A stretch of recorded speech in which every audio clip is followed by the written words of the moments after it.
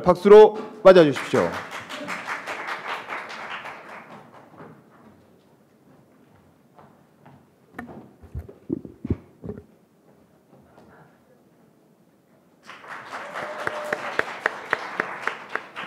안녕하십니까. 맛의 고장 전주에서 온 이준호라고 합니다. 여러분, 가만히 있으면 반이라도 간다는 말을 들어보신 적이 있지요? 네. 제 말에 답을 안 해주신 분들은요, 반밖에 못 가신 분들입니다. 축하드립니다. 사실 여기까지는 농담이었습니다. 사실 저는 이렇게 생각합니다. 가만히 있으면 아무것도 할 수 없다. 그러니 가만히 있지 말자고 여러분들께 제안드리고 싶습니다. 사실 저도 가만히 있으면 반이라도 간다는 말을 믿고 따랐던 사람이었습니다. 그런 저의 의식이 변하게 된 계기는 촛불 집회에서 들었던 한 연설이었습니다. 저는 집회에서 어느 세월호 농성장 지킴이 분의 연설을 들었습니다. 그분은 세월호와는 아무런 연관이 없었던 평범한 사람이었습니다. 연설에서 그분은 희생자들이 죽기 전 마지막으로 남긴 동영상에 나온 한 남학생의 절규, 나에게는 꿈이 있는데 라는 말을 인용하시며 꿈이 있었던 단원고 학생들을 구조하지 못한 국가에 분노했습니다. 그분은 마지막으로 세월호의 조속한 인양을 촉구하면서 다시는 이런 일이 반복되지 않도록 시민 여러분들의 관심을 모아달라고 간곡히 호소드리면서 연단에서 내려오셨습니다. 저는 그분의 연설을 듣고 감동을 받아서 세월호에 관한 많은 자료들을 찾아보기 시작하였습니다.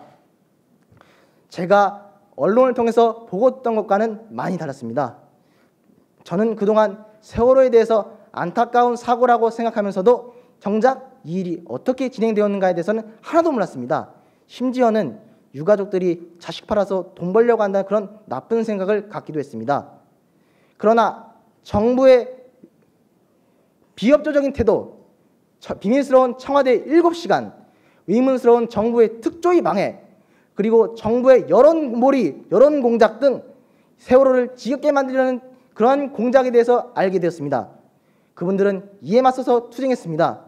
진실을 밝히기 위해서 행진하고 거리에서 서명을 받고, 그리고 심지어는 입으로 차마 말하기도 힘든 막말을 들으면서까지 진실이라는 자신이 말하고자 하고 싶고 듣고 싶은 그런 바를 찾기 위해서 투쟁하였던 것입니다. 저는 그 일을 계기로 제가 추구하고자 하는 올바름이라는 그런 가치를 찾기 위해서 촛불 집회에 계속해서 나왔고 세월호 농성장도 지켰습니다. 우리는 집과 학교에서 침묵하는 법을 배웁니다. 사람들은 제 주장에 대해서 이렇게 말씀하십니다. 가벼운 사안이나 당사자 간에 해결할 수 있는 일에는 너 같은 사람이 괜히 나서서 오지랖 넓게 있지 말고 그냥 가만히 있으라고요. 그런 식으로.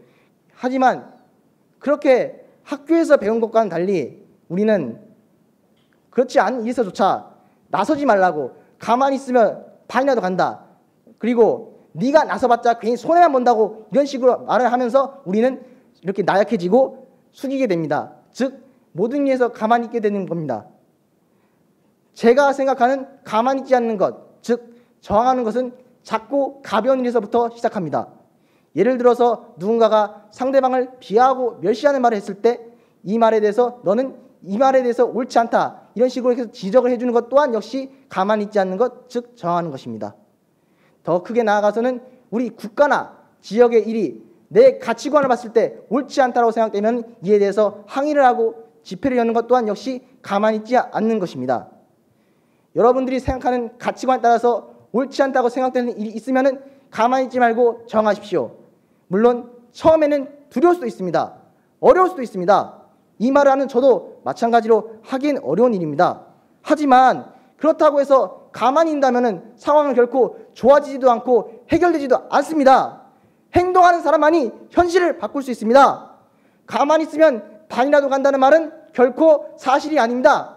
가만히 있으면 아무것도 얻을 수 없고 아무것도 해결되는 일도 없습니다. 여러분, 세월호 선장이 배에서 도망치기 전 남긴 방송 가만히 있으라, 이 말을 기억하실 겁니다. 많은 탑승객들이 이 말을 따랐습니다. 그 결과는 어떻습니까? 여러분, 가만히 있지 맙시다. 감사합니다. 네, 감사합니다.